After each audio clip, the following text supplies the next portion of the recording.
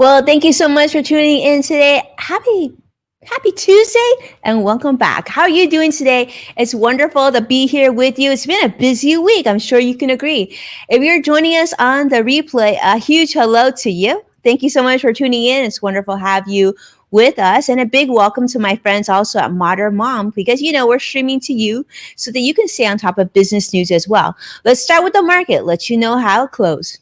Today was a really interesting day in the markets, I gotta say, because the Dow closed up or ended up 3 points. The Nasdaq down 48 points and the S&P down less than 1 point.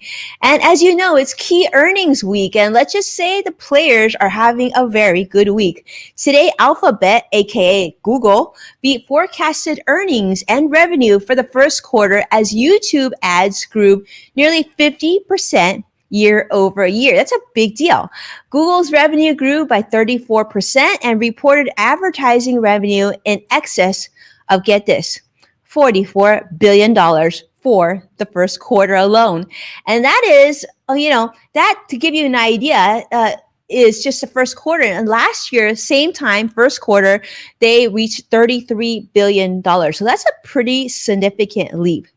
And like Tesla from yesterday, Microsoft also saw a huge jump in revenue at 19% in terms of growth. In fact, Microsoft clocked in the biggest revenue growth since 2018, with Windows growth from device makers exceeding, again, their company expectations. And, I don't know about you, but things seem to be getting a little bit closer to normal. Well, that's certainly what Starbucks thinks, because Starbucks also has raised its 2021 forecast as their stores are getting back to pre-pandemic levels. So I don't know, have you been getting that latte? Because seems like a lot of people are doing so. And let me just tell you, be careful, slow down. We want to make sure that you have savings to show for it. And, making coffee at home, not a bad idea.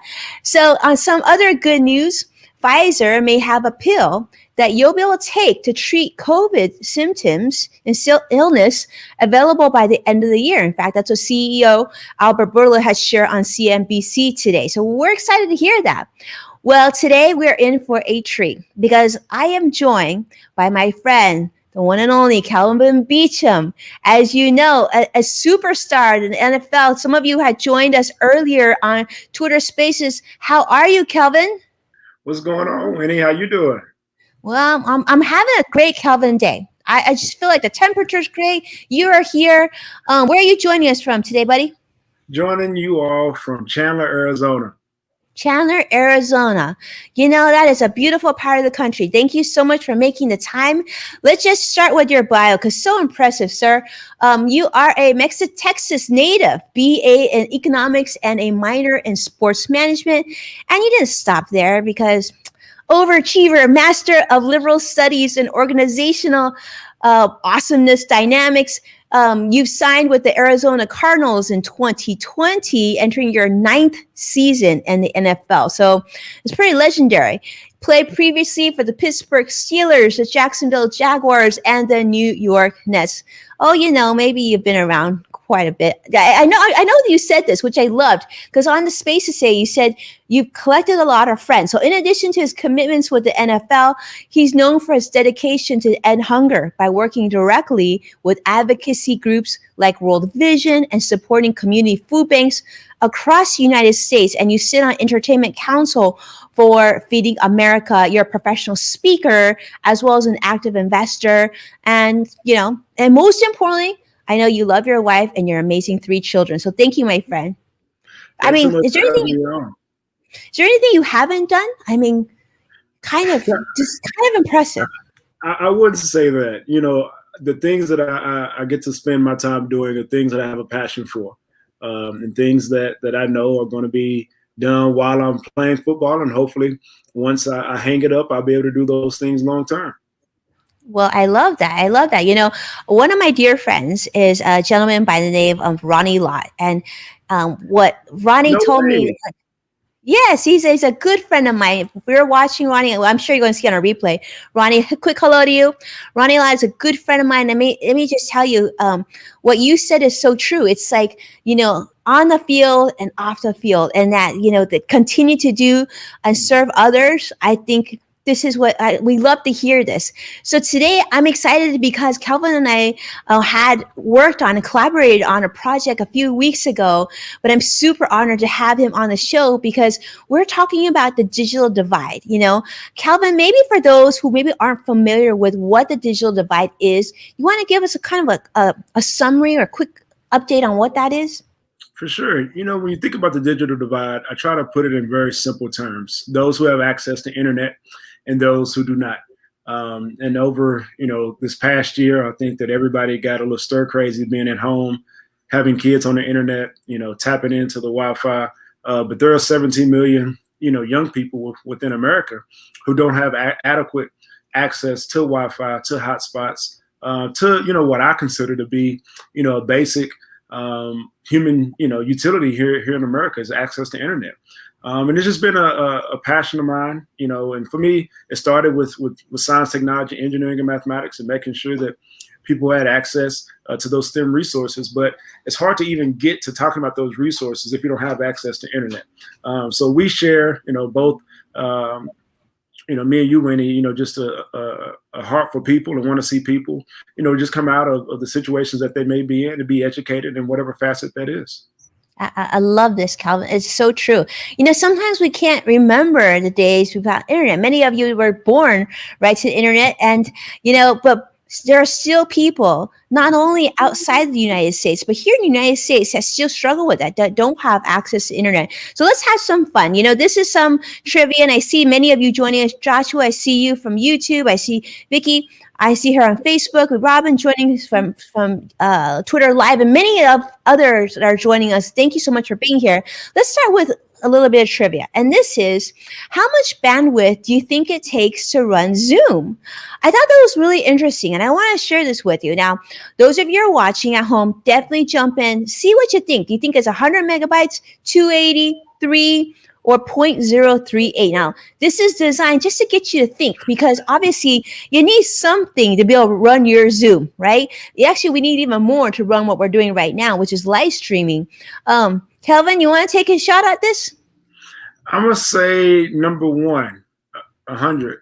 100. Okay, good answers. Let's see what all of you think. Now, I know this is a guess, so don't worry if you don't know the answer, because to be honest with you, I didn't know the answer. That's why I had to research this. But actually, the answer is number 3. It actually takes 3 megabytes. So you would think that doesn't sound like that much. And Vicky had guessed 280. Yeah. So you would think it would take more to run Zoom, but surprisingly, they've made it so it's relatively efficient. Now, let's go with another question, because I think this is a good one. And that is, how many kids do you think are at risk of never going back to school because of the pandemic? This was really interesting to me, too. Global? This is global. Yeah. So a lot of kids, as you know, have struggled during the pandemic because, number one, they may not have the technology or devices to be able to do so. They certainly didn't have internet, but we do know that a lot of kids going into the pandemic didn't have that. But in time, some of the schools provided internet, provided laptops and whatnot. But there's still a lot of kids that we think may not be able to go back. And this is a frightening number. I know Kelvin's got 3 little ones. I've got 3 little ones. So I think this really speaks to us. I would love to see. I see actually, okay, so Joshua is saying 3 billion kids. Okay, Vicky is saying 102 million. Kelvin, you want to take a guess? Yes, I got 3 billion as well. You got 3 billion. Okay, that's a big number. Now, it's still a really big number. All these numbers are really big. But the number that we've seen, this is kind of UNICEF shared this number. They said 24 million. 24 million kids are at risk of never going back to school. That's a big number. Imagine, like, Kelvin, how old is your oldest? 6. 6. Okay, my oldest is 12. I can't imagine them never going back to school. That is a shocking number, That is a sad number, and that includes here in the U.S. Yeah, so this is exactly what Kelvin was talking about, the digital divide. All right, last question, and this one we really want to hear from you, okay? How productive do you feel you've been during the pandemic? And I'd love to hear your answer. Number 1, less so. I miss going into the office, working with my colleagues. More so, I'm able to juggle so much more with less commute. Or 3, other. And, this is one of those questions where we just want to get your feeling. Vicky, you're saying we would love to hear your thoughts. Kelvin, what do you think? I mean, are you still going? You miss going to the office? I guess your office would be a lot of different places. My office is a lot of different places. So for me, it would be number three. Number three, it'll be like a hybrid or a blur. Yeah, I agree with you. I will say that I'm a solid three too, because I miss seeing my colleagues. But goodness, I mean, if it were a normal day today, I would have been required to be in Las Vegas for Adobe Summit. I would have needed to be at CNBC, which is in New York. I would have needed to be with my friends at LinkedIn, which is in the Santa Barbara area here in Southern California. Yeah. So I was able to move really quickly via Zoom. So I guess, for me, it's a solid 3-2 as well. And I see CrossX Fighter as Joshua, he's saying that he definitely enjoys not commuting. I know here in Southern California, I mean, getting to LA is like, it's a commute. It takes time. Patience, right, Kelvin? Which I know you know a lot of. Lena, it's so great to see you as well. Thank you so much for joining us. All right, let's jump into it because Mr. Kelvin has a lot to share. I'm going to tell you, you're going to love learning from him. There's so many questions about the digital divide. We've talked about this a little bit. You share some of the statistics. What do you think, Kelvin? What do you think is the opportunity that we have in front of us? And what are some things that you would love to see us move forward to, like maybe, closing in that divide so it's not quite as large? Yeah, I think, the opportunity is for us to decide, it's for us to roll up our sleeves and want to get to work. And it's for us to find a way to mobilize and galvanize our resources to be most efficient with our resources. It's been cool to work with some amazing companies, as an athlete. It's been really cool to work with Intuit this year. And I would say this year they were able to launch, their Prosperity Hub school district program into 19 schools, 19 school districts in 9 countries, and be able to serve about 1.5 million kids. And that comes from being able to mobilize and realize the task at hand within the digital divide, within financial literacy, within readiness to be able to be a positive contributor within the global economy, and to be able to build on those critical skills that are needed to be successful in life. But it comes from us rolling up our sleeves, being willing to let our ego down, and being willing to collaborate. I think if you haven't learned anything from COVID and what this pandemic has taught us, is we got to find a way to work together. I think as athletes, we understand that because we have to work as a team. We have to work in unison with people we like, people we don't like, people from different socioeconomic backgrounds, people from different ethnic backgrounds, just people from different walks of life. But the only way to do that is you have to find a way to collaborate. And I'm more than happy to collaborate and have the ability to do so. But we have to find ways to collaborate, let our ego down, be vulnerable, realize that there are people who need resources and who need help, and find a way to collaborate and galvanize. I love that. I love that. We have to find a way to collaborate. We have to let our ego down and come together. This is really powerful, Kelvin, that you share this, because one of the things that I've enjoyed and been very grateful of is that Intuit brought us together to work on this project. And what a lot of people don't know is Intuit, which is the parent company of TurboTax and Mint and QuickBooks and so much of the software that you love and enjoy, you and your family and your company probably enjoy, is that they've made a very thoughtful investment in a lot of the communities that they have offices in, of really taking a proactive approach with the help of Kelvin of reducing that digital divide, bringing in resources, right? Kelvin, talk to me about financial literacy. I know this is something that you're very passionate about. It's something you and I connected on very, very quickly. Who taught you about money, and how did you come about that? Because I know all of us have our own money journey story from when we were growing up. So I'm curious to learn yours. Yeah, it's so funny. My mother was hilarious. If we ever wanted money as a kid, she would write out a promissory note for us. She would write out a promissory note, and if we borrowed or loaned money from her, we write out a promissory note, and we had to pay her back. Just so simple. And that was kind of our first kind of exposure to being able to negotiate and transact with quote unquote a bank. And then she would sit down and actually teach us how to go through a checkbook. How do you write out a check? How do you balance your checkbook? How do you realize the money that's coming in? How do you think about cash flow? How do you think about expenses?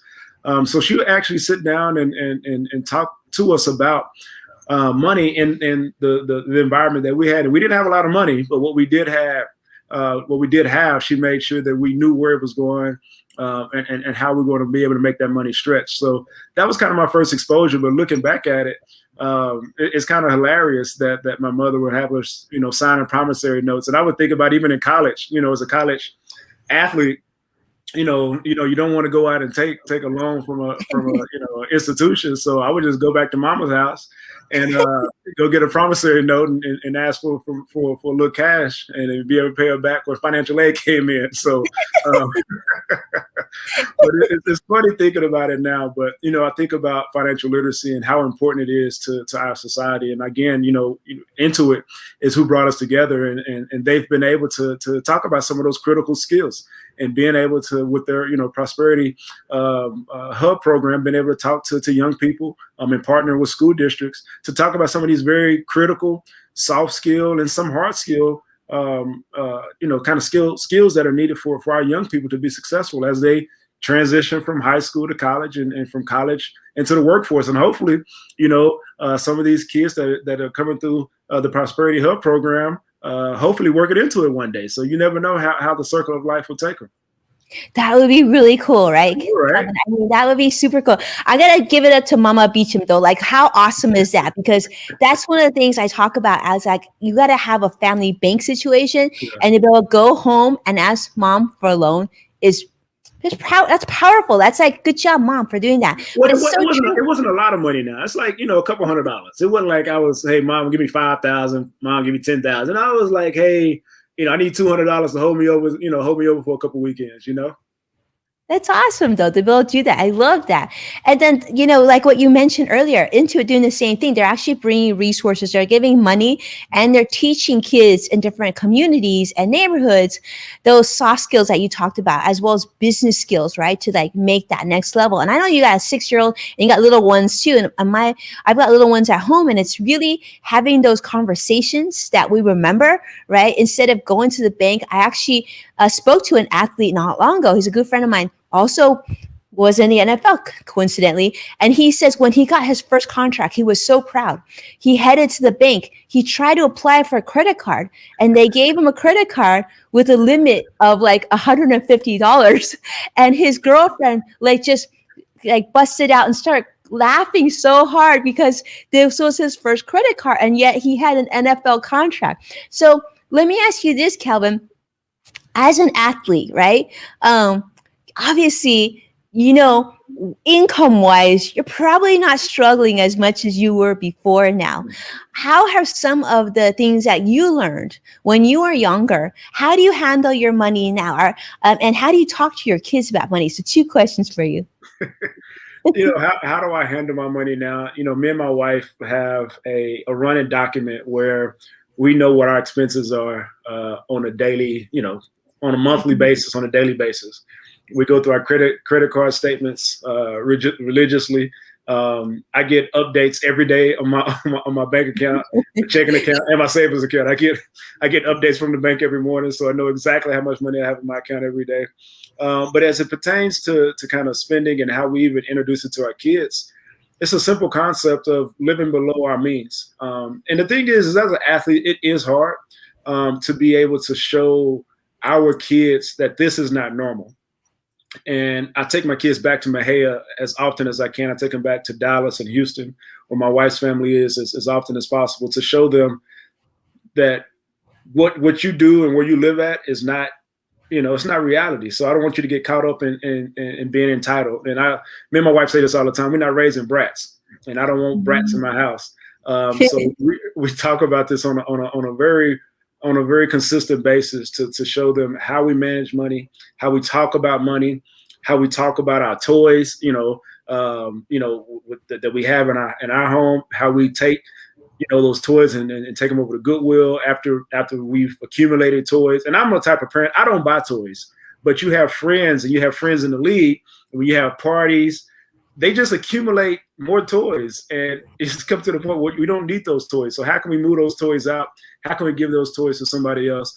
And then talking about, the financial piece behind that and what that looks like, especially as they start to get older, but they're still young. So, I mean, we're using quarters and pennies and dimes as we're having this conversation. Absolutely. I love that. And it is those quarters and pennies that are part of that very important conversation. I love that. And I think it's very inspiring. Someone at your level, Kelvin, that continues to drive that. You're absolutely right. We shouldn't be raising brats. As parents, that is our responsibility to make sure that our children recognize and appreciate every dollar that they're around. And, one thing I tell my kids too is let's not collect stuff. Let's collect memories and let's collect money so that we can, provide for ourselves in the future. So super, super important. Also that lesson of that, the gifts that you have right now aren't normal and it's not something that everybody has. So super, super great. Kelvin, this is awesome. I love that. Let's talk about this. Actually, you know what? Let's have a little bit of fun. Let's segue over to our speed round, Kelvin. You thought we were getting comfortable, but it's just getting fun now.